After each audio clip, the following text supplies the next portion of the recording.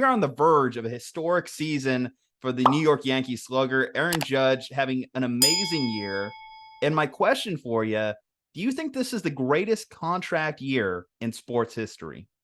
I can't think of a second. I mean, what Aaron Judge has done this year is quite possibly the first unanimous MVP in the history of baseball. I know Ohtani will get some votes at the end, but the month of September for Judge, he's hitting over 500, slugging Insane. over 1400. Like Insane. Aaron Judge, yeah, Aaron Judge. It's incredible what he's done this year, and we've known Aaron Judge as this guy all along. And it furthers the thing that I was confused about for the past 2 years, which is Aaron Judge was sold as the first New York superstar, quite possibly in any sport. He was sold as the first New York superstar post Derek Jeter.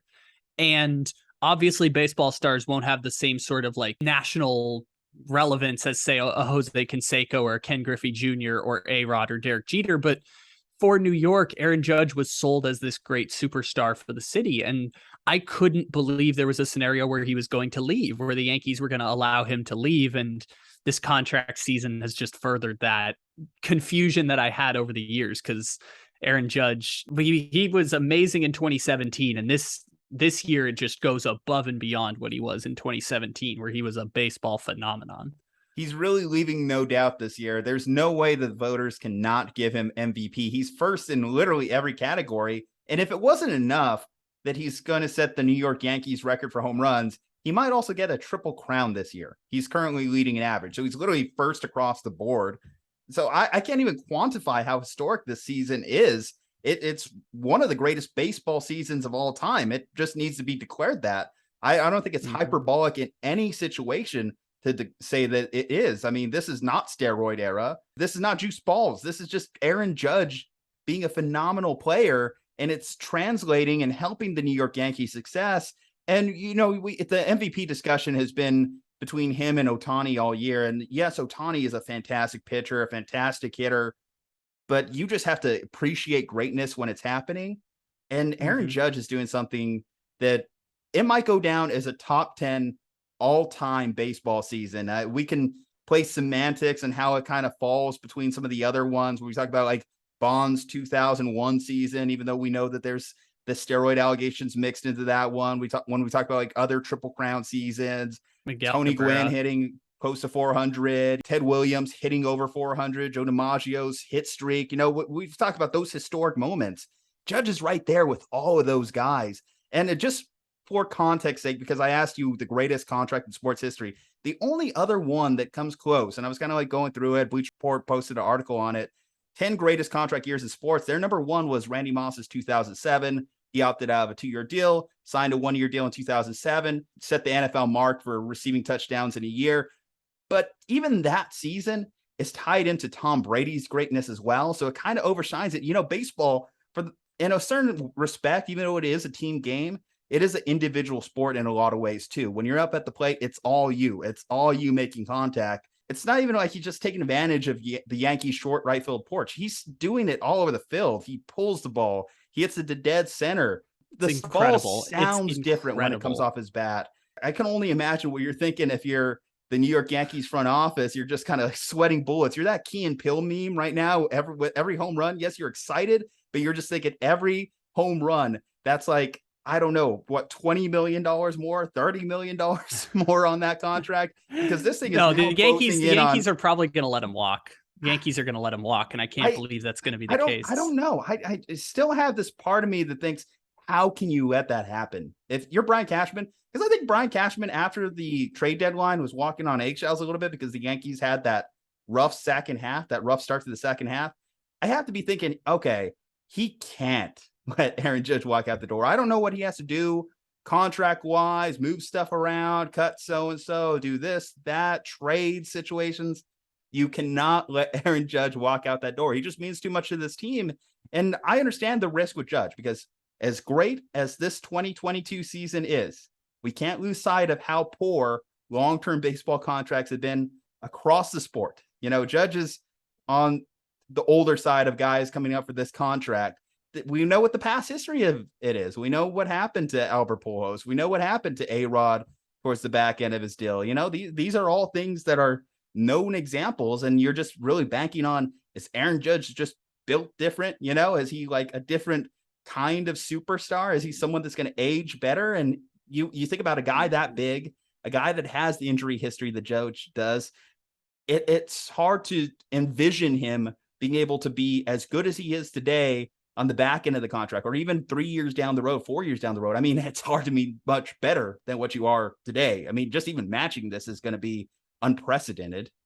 Yeah, baseball contracts are strange now because like you don't even care if the contract ages well anymore. Like I know the Mookie Betts contract is great or the Arenado contract is great. Those teams don't really even care if the last 5 years are bad because they'll just get another one.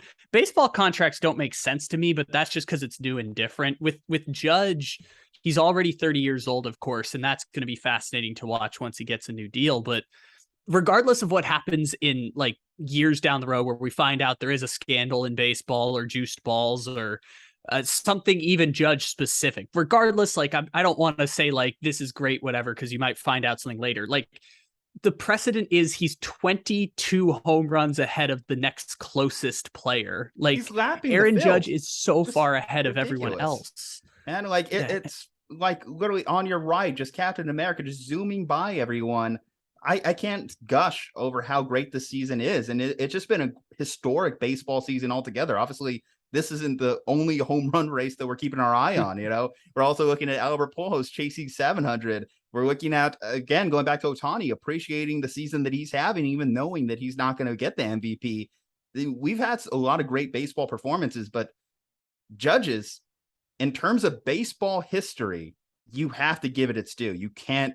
If he wins the Triple Crown, if he locks down the Triple Crown, a Triple Crown with a record-breaking season, considering, again, we have 6 guys that have hit over 60 home runs. 6. Mm-hmm. Babe Ruth, Roger Maris, Mark McGwire, Sosa, Bonds, Judge. That's it. And baseball's been played for, what, 150 years? Something along those lines? Yeah. And even the only Triple Crown in the last 55 years, I don't know exactly the Carl Yastrzemski year, so I'm ballparking with that. The only Triple Crown that we had was Miguel Cabrera like 6 years ago. And we don't, I mean, he won MVP, of course, but we don't think of that season for Miguel Cabrera in the way that we're thinking about this Aaron Judge season, part because the Tigers weren't that great that year, but also Aaron Judge. They went to the World Series.